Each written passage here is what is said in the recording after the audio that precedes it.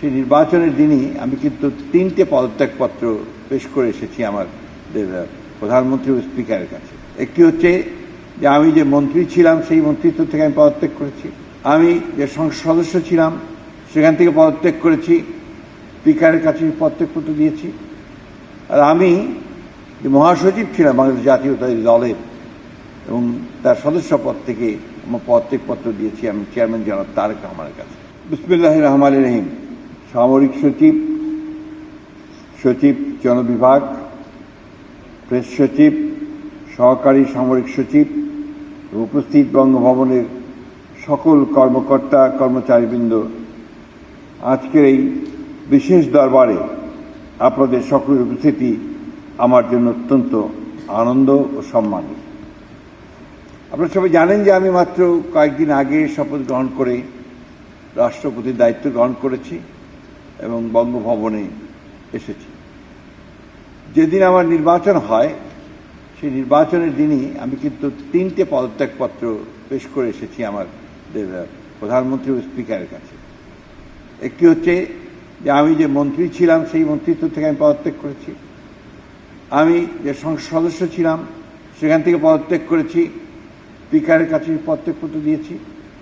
আর আমি যে মহাসচিব ছিলাম বাংলাদেশ জাতীয়তাবাদী দলের এবং তার সদস্য পদ থেকে আমার পদত্যাগপত্র দিয়েছি আমি চেয়ারম্যান জনাব তারেক রহমানের কাছে।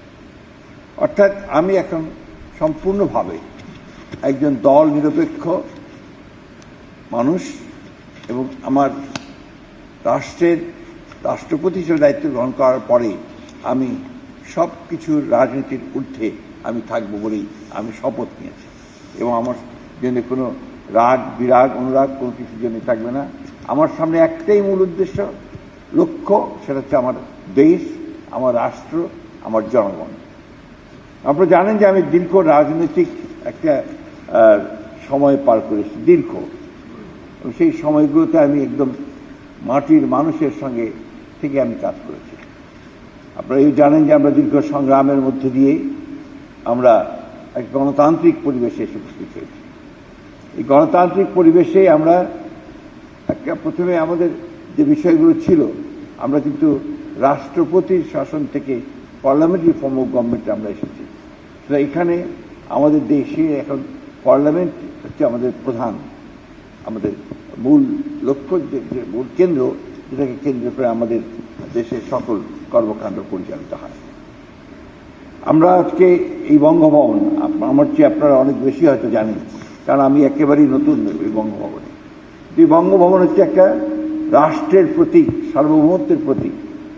এই বঙ্গভবন হচ্ছে আপনার ঐতিহ্যের প্রতীক এবং এটাই বা এই বঙ্গভবনই হচ্ছে আপনার মূলত পক্ষে যে রাষ্ট্রের যে মর্যাদা সম্মান, সেটা এখান থেকেই লক্ষ্য হয়, পরিচালিত হয়।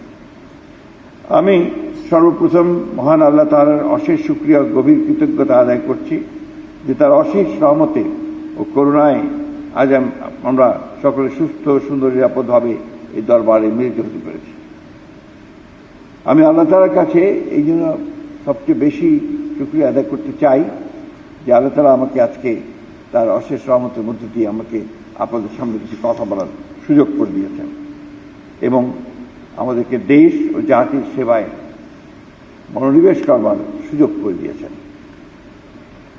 আমি আজকের এই দিনে আপনাদের সামনে আমাদের দেশের, আমাদের জাতির যে মহান মুক্তিযুদ্ধ, 1971 সালের মুক্তিযুদ্ধ, সেই মুক্তিযুদ্ধের মধ্য দিয়ে আমরা যে দেশ মাতৃকার স্বাধীনতা ছিনিয়ে নিয়ে এসেছিলাম, সেই যুদ্ধে, স্বাধীনতা যুদ্ধে, মুক্তিযুদ্ধে যারা প্রাণ দিয়েছিলেন সেই সমস্ত শহীদদের আমি শ্রদ্ধাভরে স্মরণ করছি।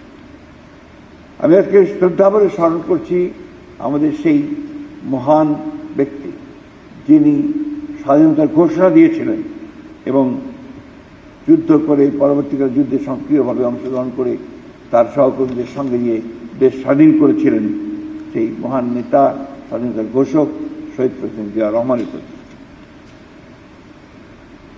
আমরা দেখেছি যে শহীদ প্রেসিডেন্ট জিয়া রহমান এরপরে তিনি যখন দায়িত্ব পেয়েছেন রাষ্ট্র পরিচালনা করবার, তখন তিনি দেশে কিন্তু মৌলিক পরিবর্তন নিয়ে এসেছিলেন।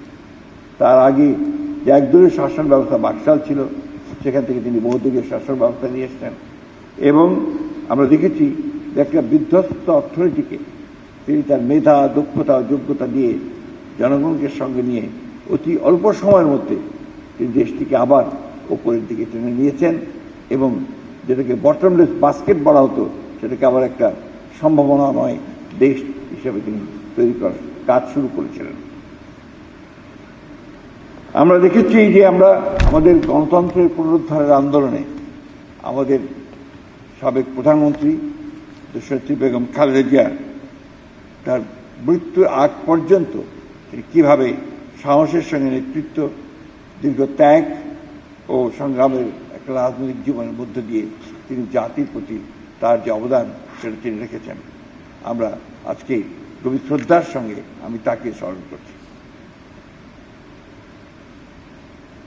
বঙ্গভবনের ইতিহাস সম্পর্কে আমি আপনাদেরকে বলতে চাই না, কারণ আপনারা অনেক বেশি আমার চেয়ে জানেন।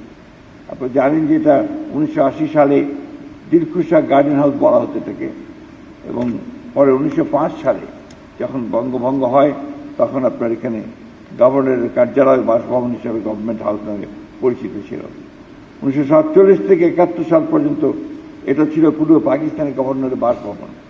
1971 সাল থেকে এটি গণপ্রজাতন্ত্রী বাংলাদেশের রাষ্ট্রপতির সরকারি বাসভবন হিসেবে ব্যবহৃত হয়ে এসছে। এখানে অতীতে যারা এসেছেন এই বঙ্গভবনের রাষ্ট্রপতির দায়িত্ব পালন করেছেন তারা আমার চাইতেই অনেক অভিজ্ঞ মানুষ ছিলেন। আমি তাদেরকেও শ্রদ্ধার সঙ্গে আজকে মনে করছি এবং তাদের অবদানের কথা আমি সেইভাবে স্বীকার করছি। আমরা জানি যে আমরা এই বঙ্গভবন হচ্ছে বাংলাদেশের সবচেয়ে কেন্দ্রবিন্দু একটা জায়গা, যে জায়গা থেকে দেশের সার্বভৌমত্ব রক্ষা করার একটা প্রতীক এবং একই সঙ্গে দেশের যে স্বাধীনতা তারও একটা প্রতীক এই বঙ্গভবন।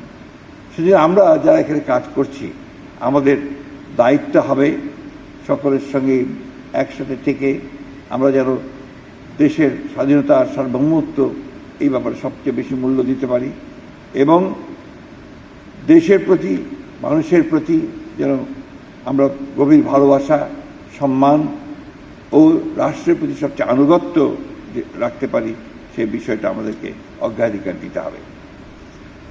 সকল কাজে নিষ্ঠা, আন্তরিকতা, পেশাদারিত্বের সাথে নিজ নিজ দায়িত্ব পালন করতে হবে এবং যে কোনো পরিস্থিতিতে সততার সর্বোচ্চ মান বজায় রেখে জন আস্থা অর্জন করতে হবে।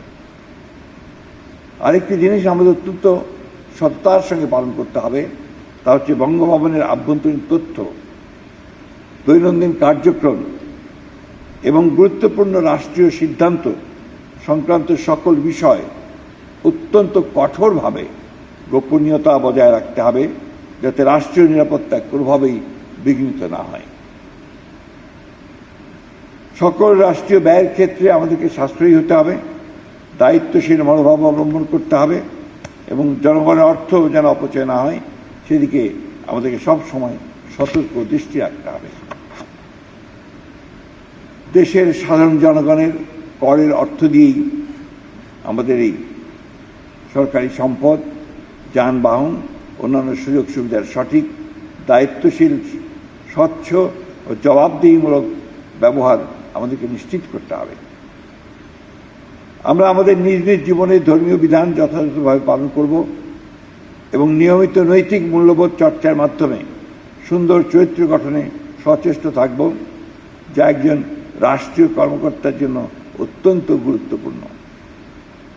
রাষ্ট্রীয় দায়িত্ব পালনের ব্যস্ততার পাশাপাশি নিজ নিজ পরিবার, সন্তান সন্ততি ও প্রিয়জনদের জন্য পর্যাপ্ত সময় বরাদ্দ আমরা রাখব, যাতে কর্মজীবন ও পারিবারিক জীবনের মধ্যে একটি সুষ্ঠু, স্বাস্থ্যকর ভারসাম্য বজায় থাকে।